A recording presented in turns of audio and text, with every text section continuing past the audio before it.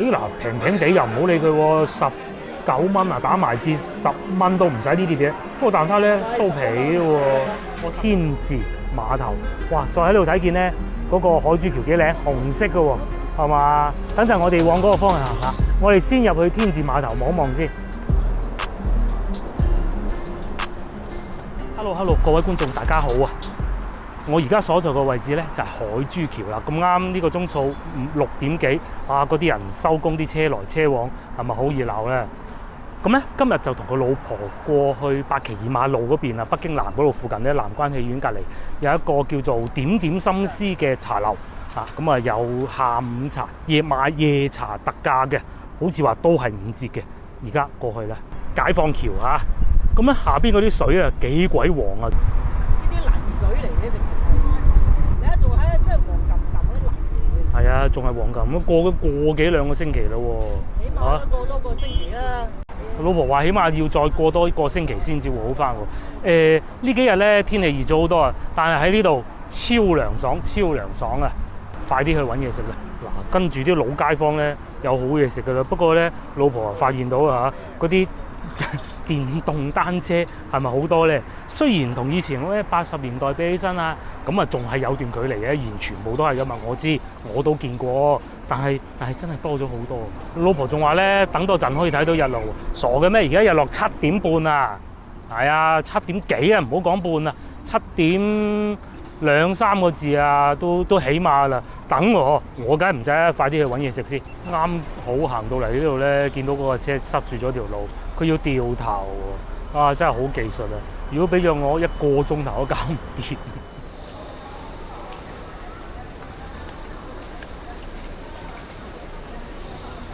經過無奈，我哋終於嚟到呢度啦！嗱，呢個啊2點到9點啊，一律5折啊，上去啦！我哋幾好彩啊！一上到嚟就攞到個靠窗口個位啦。又讀下餐牌先，究竟同我哋以前去嗰啲茶樓又有冇咩唔同咧？5折喎，係咪性價比又真係咁高咧？睇睇再講下。首先咧，睇下佢哋嘅點心價錢啦，最平小點8蚊，最貴超點25蚊。咁即是話打完折就12個幾啦。好，我哋記住12個幾啊！睇下我哋點咗啲咩食啊嚇！呢度好得意啊，嗰啲點心成雙成對啊，有好多古靈精怪拼法㗎，譬如話排骨拼鳳爪飯啦，呢個唔算特別啦。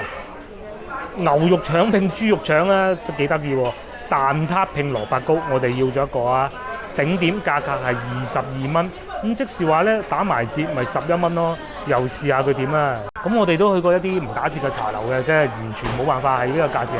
即使打折都，譬如話早幾日去到哇咁靚嘅沙面島都好啦嚇。當然肯定係會比呢度貴啲嘅，咁但係出品係咪又有咁大差距咧？睇睇其他點咗啲咩嘢食。第2道點心咧，嗱我哋人唔拼啦，原先有諗過啊排骨拼鳳爪嘅，超點啊25蚊，咁啊我哋不如試下就紫金醬蒸鳳爪啦，頂點都係22蚊嗰隻。最後要個主食啊，太陽蛋牛肉飯喎。其實咧呢個茶樓睇過啲嘢啊，都幾古靈精怪啊，又有啲咩脆皮年糕啊。X 胸醬蘿蔔糕啊，唔算古靈精怪啦，仲有好多，再俾大家睇下。嗱，譬如話法式焗餐包啊，上海小籠包啦，都係有啊。奇香麻蓉包啦，都係一啲比較特別嘅。咁啊，仲有呢幅圖裏邊啊，我哋一睇就知上次食過啦。嗰個咩澳門盤撻係嘛，擺個形狀啊，擺得咁古靈精怪。再嚟啊，酥皮糯米雞啦。酥皮雙皮奶啦，都係好特別嘅。咁呢啲咁古靈精怪咧，我哋就唔點啦，就點呢3道食住先。如果唔夠，等陣再加。哇！第一個送上嚟嘅竟然係呢個我碗咧，竟然係呢個雙拼喎嚇，蛋撻拼蘿蔔糕啊！鑑於我咧已經非常肚餓，我都唔理邊啲鹹邊啲甜啦，先試下個蛋撻先啦嚇。係啊，先食甜先，唔理嘅我哋。咦嗱，平平地又唔好理佢喎，19蚊啊，打埋折10蚊都唔使呢啲嘢。不過蛋撻咧酥皮喎，我11蚊，啱先講咗啊，係11蚊嘅，打完折之後。咁即係如果你11蚊除以即係5個半銀紙一份5個半，再除翻呢個即係2蚊咯，酥皮嚟嘅喎，個皮啊確實係都有少少塌嘅。試下味道再講。咁啊睇見個底咧，還算唔多油啦嚇，喺呢個價位嚟講都算幾酥化嘅。係有少少塌噶啦，同埋個蛋漿開得都唔錯。食完個蛋撻就試下個蘿蔔糕啦，鹹鹹甜甜都唔好理啊！個蘿蔔糕咧佢冇配辣椒醬。我睇見個蘿蔔糕啊，其實咧大家觀眾啊未必會知道喎，擺喺度咧聞到咧好香煎嗰啲蘿蔔糕味喎。究竟係咪因為我太肚餓咧？然之後見到個表皮都煎得幾好，試下先啦。嗱，講下個蘿蔔糕先嚇，煎得嘅真係幾好嘅。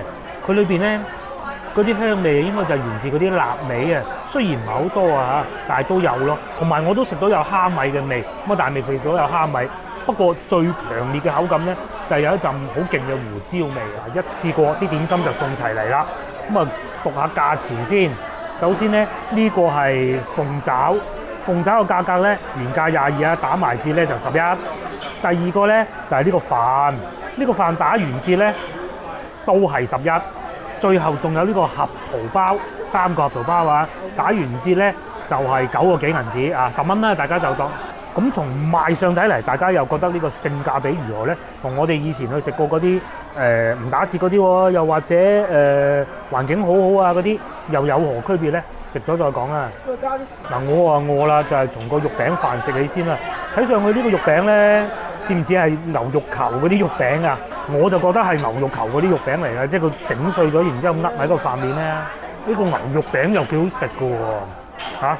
即係嗱，老實講啊嚇，啱送上嚟咧，呢個賣相咧，我真係唔敢影多幾嘢俾觀眾睇嘅。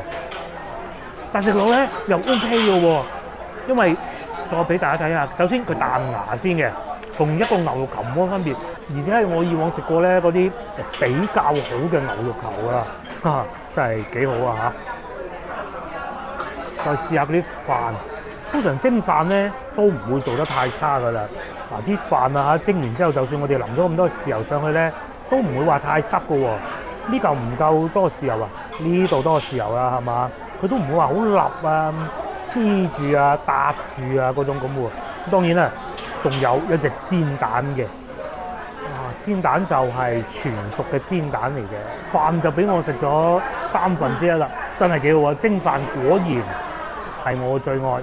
接落嚟就試下咁樣拼啊！今晚啲點心全部都係拼啊，排骨唔係鳳爪拼牛肉餅飯啊！我老婆喺度食緊個合桃包啊！等陣先同大家講啊，我食埋個鳳爪飯先。啱先試過隻鳳爪啦，應該叫鳳爪嘅，幾好喎，真係幾好喎！考慮埋咁嘅價錢咧。如果你話同我上次去清遠食到嗰啲比咧，咁呢個就係天下美食啦。咁你話如果同我食過去蘭桂坊食到嗰啲咧，咁啊梗係仲有段距離啊！嗰度賣25蚊係一份喎。呢度咧打完折都係11蚊，全部食飽飽啦。最後就食埋呢個包。嗱，我呢個咧就係合桃包啊。咁咧其實靚嘅合桃包咧，裏邊啊係會放白朱古力㗎。但係咧，我可以保證啊，啱先老婆試過啦。始終都係比較平價嘅茶樓啦，裏邊係冇白朱古力嘅，嗱就係咁嘅狀態啦。咁當然合桃係唔會少嘅嚇，但係咧睇見應該係啲糖嚟嘅咯，係啊糖嚟嘅。佢放喺白朱古力之後咧，一預熱溶咗喎，等落口咧好過癮啊！佢就會有種奶香味，對成個都係純糖。嗱呢個因為冇放白朱古力咧，一等落口食到嘅咧。就係合桃嗰種輕輕有苦苦澀澀嗰種香味咯。咁啊，你話冇白朱古力冇咗嗰個奶味，咁啊肯定係濕濕啲啊。但係你考慮埋個價錢咧，咁啊都 OK 嘅嚇。哇 ！Hello， 我哋食飽飽啦，最終埋單咧4道點心啊嚇，竟然係56蚊5毫啊！我都去過唔少平價茶樓啦嚇。真真正正咧有咁樣嘅出品，唔算話差到食唔落口，有咁嘅價錢咧，喺我印象中係第一次嚇。我嚟呢度咧係個老婆叫嘅，其實我係帶住個疑問嚟嘅，究竟咁樣嘅5折茶樓食唔食得過？至於你話性價比高，老實講我都係覺得之前咧我哋去以沙面島飲個餐茶性價比高啲嘅。咁嗰度除咗冇冷氣之外咧，係冇任何缺點嘅，我覺得環境啊、服務啊、嘢食啊，各種都係好好。至於你話呢度食唔食得50幾蚊一圍台食唔食得咧？我覺得都還 OK 嘅。最起碼唔會話有啲品質上嘅問題咯。咁同埋真係坐得好舒服嘅嚇，有冷氣啊嘛。而家天氣咁熱咧，好多時候啊，我哋食嘢咧，除咗真係食味道之外咧，食環境都係好緊要。有冷氣啊，幾交關係嘛？好啦，咁啊趁個老婆未落嚟咧，佢係唔俾我講呢啲嘢嘅。趁佢未落嚟，我哋接落嚟去天字碼頭嗰邊行下。係啊，喺呢度食嘢都幾好啊！食完之後就可以去天字碼頭行下，係嘛？點解我哋廣州人咧以前啊唔中意飲夜茶啫？好多時候咧飲夜茶到熱天先係啊，有冷氣啊嘛，係嘛？諗唔到時至今日都係咁噶。咁有觀眾又話：你翻屋企嘆唔得嘅咩？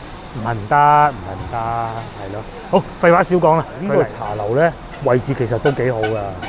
大家睇下呢個角度嚇，正前方行過去就已經係地鐵站嚟㗎啦，即係真係行3分鐘嘅啫。咁啊，隔離行過嚟咧就係太平沙，只不過太平沙咧而家就起緊樓，裏邊就亂糟糟。咁我哋係冇入去裏頭嘅啫。行咗無耐啊，我哋又嚟到天字碼頭。夜晚幾熱鬧喎，會唔會呢度係有珠江夜遊嘅咧？係咪有珠江夜遊嘅？應該有啊，唔係咁多人喺度做咩啫？係嘛？睇燈咩？唔通我哋過去睇下？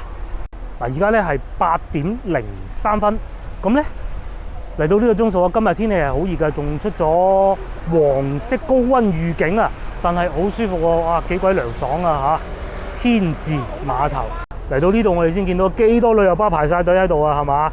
講明咧好多遊客嚟呢度玩啊，越熱咪即係南海嗰邊啦，係嘛？再嚟啊，天字碼頭，哇！再喺度睇見咧嗰個海珠橋幾靚，紅色嘅喎。係嘛？等陣我哋往嗰個方向行下。我哋先入去天字碼頭望一望先。我哋咧純粹入嚟望下啫。而家珠江夜遊有啲咩玩咧？10點鐘開船啊，70分鐘嘅船，最平係101蚊。咁啊，如果咧你食嘢嘅話咧，就321。現場仲有表演嘅喎，咁睇嚟幾好喎嚇。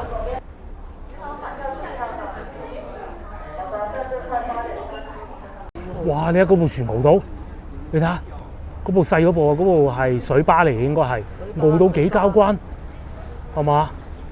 哇！啲浪犀利好似特登知道我哋嚟咁嘅喎。不過事就肯定冇事嘅，其實如果打風嗰陣仲勁過佢啦。我哋行前啲睇先。好，行咗上嚟睇啦，哇！真係今日咧，我哋經過海珠橋啊，見到嗰啲浪咧，水啊都係好滿嘅，好急嘅。而家睇見條船啦，壓得幾犀利，呢個應該係水巴嚟嘅。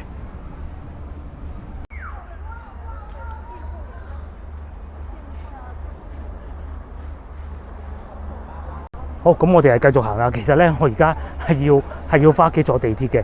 咁我行緊去海珠廣場地鐵站啊。喂，話時話咧，呢度咁過癮，下次不如我哋搞次直播啦。嗱，佢嗰條船係8點半開始，不過8點半啱好啦，70分鐘一個班次，玩完啦，喺附近夜晚黑再行下，都幾好啊！呢個提議啊嚇。遲啲先，過多2個星期先。個老婆咧就唔知走咗去影乜嘢啦。咁話說上一次咧，我咪喺長堤邊呢度直播嘅。咁直播完之後，我咪行去海珠廣場，好似未行過呢一段喎。又同大家行啊。到夜晚，天字碼頭呢邊究竟係點樣嘅咧？海珠橋又變咗色咯喎！啱先咧，我見到係紅色㗎，依家又變成黃色啦。唔知大家睇唔睇到咧？咁喺以前啊，喺呢一剎咧，全部都係啲飲酒嘅地方啦嚇，disco 啊、剩啊嗰啲嘅。咁而家咧就冇晒啦。咁啊，包括再前少少呢個東江海鮮酒家咧，都變得異常冷清。不過佢哋冷清都好耐㗎啦。啱先同老婆行過啊，咁啊不如去呢度食下咁。一睇嗰啲價錢咧，怪唔得啦。長堤邊咧，到夜晚黑啊，特別涼爽啊，頂㗎啦。喺上邊好多石凳咧，都係有人坐㗎。上次我哋咪喺隔離嗰度咧，漁光中路嗰邊啊，咪飲過早茶嘅。嗰陣早茶大家覺得抵唔抵嘅？老實講啊，嗰餐嘅話，如果計性價比同今日比咧，我覺得今日會好啲咯。咁啊係每個人追求都唔同，每個人都可能我貴啲，想坐得舒服啲。啱先嗰間咧確實檔次係真係比較低嘅，同埋都係有啲地方係有好大嘅問題，只不過我冇必要喺影片裏邊講出嚟嘅啫。還好啦，接受得到啦，唔算話太差。但係一睇張單咁啊，都 OK 嘅，因為每個人選擇嘅都唔同，有人可能佢會去宏圖虎食啊，咁佢覺得好抵食喎，一人一世物一世，咩都要試下啦。咁但係如果你好似我哋咁，哇，日日都要食嘅老街坊嘅，喂，我日日去宏圖虎咩係嘛？啱唔啱先？咁所以咧，其實呢啲茶樓啊都有佢嘅市場，就係咁解啦。剛才我哋喺茶樓嗰度見到咧，好多都係啲老街坊啊，喺附近玩完食完啊，又或者咧準備過嚟珠江夜遊啊。咁喺嗰度飲茶，因為點解咧？佢最大嘅優點咧就係就腳嘅。嗱，今朝喺直播嘅時候咧，我咪又經過呢度啫。呢個係叫做舊嘅銀行啊，舊嘅中央銀行啊。到夜晚咁鬼靚嘅喎。咁至於喺呢個地方咧，其實就係太平沙啦。太平沙咧，太平通津啊。呢度一路行翻出去，咪就係啱先我哋飲茶嘅地方咯。所以點解話佢就腳就係咁簡單啊？你附近有幾個地鐵站㗎？